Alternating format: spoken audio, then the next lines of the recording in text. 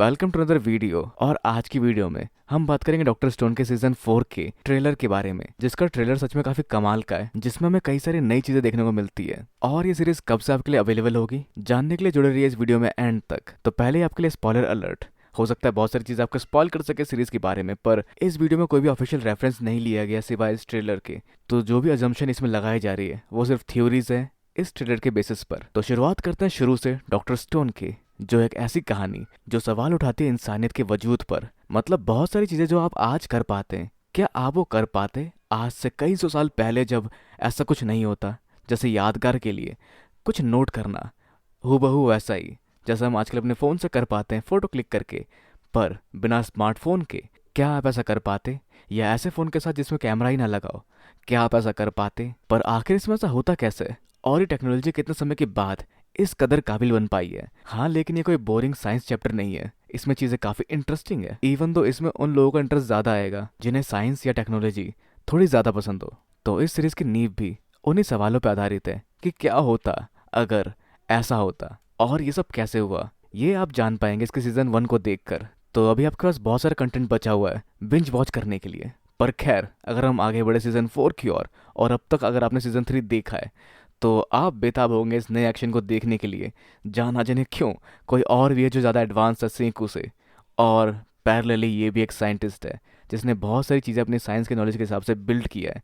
जैसे एक एरोप्लेन, वो भी इतना परफेक्ट और प्रिसाइजली उड़ता हुआ, क्योंकि एरोप्लेन बनाना काफ़ी ज़्यादा मुश्किल होता है। इसमें कई सारे एक्सपेरिमेंट लगते हैं, और हवा में टेस्टिंग की वजह से टेस्टिंग के दौरान होने वाली घटनाएं 99.9% जानलेवा हो सकती है। और इस युग में इस तरह के कमाल के साइंटिस्ट से मिल पाना काफ़ी ज़्यादा कमाल का होता। मतलब अगर उसका इरादा कुछ और ना होता, क्योंकि यहाँ पर चीज़ें कुछ ज़्यादा ही सीरियस होने वाली है, क्योंकि सेगो का साम्राज्य खतरे में है, क्योंकि उन पर इसका हमला जारी है नई टेक्नोलॉजीज के साथ। जहाँ ये शख्स पावर और डोमिनेंस काफ़ी बेहतरीन तरीके से समझता है, जिसने हर एक उस तरह की चीज़ को इन्वेंट किया है साइंस की टेक्नोलॉजी के साथ, जो दूसरे इंसान को डोमिनेट करने के लिए यूज़फुल हो सकती है, जैसे हथियार, और शायद सैकड़ों से ज़्यादा एडवांस कम्युनिकेशन सिस्टम, साथ ही लाई डिटेक्टर भी। जहाँ इस तरह की कमाल की टेक्नोलॉजी ये दिखाती है कि ये एक प्रोफेशनल साइंटिस्ट है जिसका सामना करना काफ़ी मुश्किल हो सकता है सिंकू के लिए।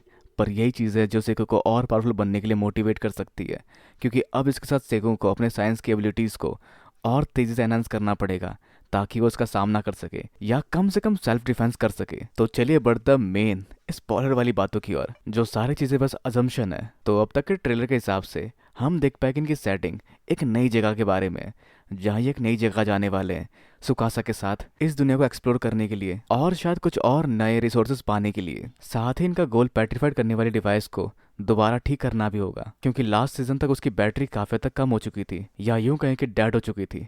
तो जिसको चार्ज करने के लिए इन्हें शायद कुछ और तरीके ढूंढने पड़ेंगे, और शायद उसी खोज में ये लोग निकले होंगे दुनिया के सैर पर। क्योंकि इस ट्रेलर में साफ साफ बताया गया कि ये लोग पहली बार मिल पाए किसी नए मेहमान से, और वो नए मेहमान कोई और नहीं, सेंको के साम्राज्य के लोग हैं। पर शायद ये शख्स उनके यहाँ आने से खुश नहीं है, और उसको ये सब एक इन्वेड की तरह लग रहा है। पर अगेन ये सब अजम्पशन है, हो उल्टा भी सकता है, जहाँ पर वो इनकी जगह पर आकर अपना बेस बना रहा हो और इन पर ही हमला कर रहा हो, क्योंकि हो सकता है उसे कई सारे रिसोर्सेज यहाँ मिले हों, जैसे पेट्रोल। पर फिर भी इस फ्रेम में हम सेको की शिप को देख सकते हैं, तो जो शो करता है कि सेको उस जगह गया हो। पर सेको ने कभी भी साइंस का इस्तेमाल किसी पर हमला करने या नुकसान पहुंचाने के लिए नहीं किया, तो उसके पास आर्म्स या हथियार काफ़ी कम है।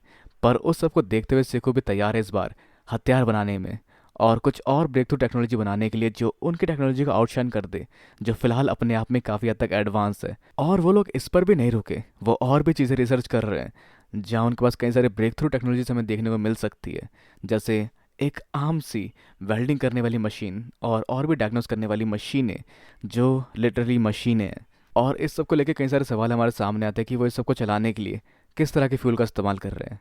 और आखिरकार एक साइंटिस्ट कैसा सोचता है जो प्रोफेशनली एक साइंटिस्ट रहा हो एक लंबे समय तक, और हमारा उभरता साइंटिस्ट जो अपने साइंस के नियमों को बचा के रहेगा। और हम देख पाएंगे सीजन में इन दोनों के कमाल के क्लैश को और कलेश को। तो देखते हैं क्या होता है आगे, और कैसे ये सीज़न निकलता है, जो अपने आप में ही आगाज़ कर चुका है कि कुछ कमाल का होने वाला है, जो आप सबको चौंकने के लिए मजबूर कर देगा। मतलब अब तक जो चीज़ें देखी उससे ये चीज़ें 2 लेवल ऊपर जा चुकी है। अब तक ये पेट्रीफाइड बीम से लड़ रहे थे, पर अब इन्हें साइंस के खिलाफ ही लड़ना है, जहाँ इनका साइंस उनके साइंस के सामने फीका पड़ता दिखाई दे रहा है। तो अब आप क्या सोचते हैं सबके बारे में? खैर, चाहे जो भी हो वो समय में देखने को मिल जाएगा 9 जनवरी 2025 को। जी हाँ, और अपने विचार नीचे कमेंट बॉक्स में बिल्कुल ना भूलें। इस वीडियो को लाइक, शेयर और सब्सक्राइब करना भी बिल्कुल ना भूलें। तो अगली वीडियो में sayonara and have a nice day.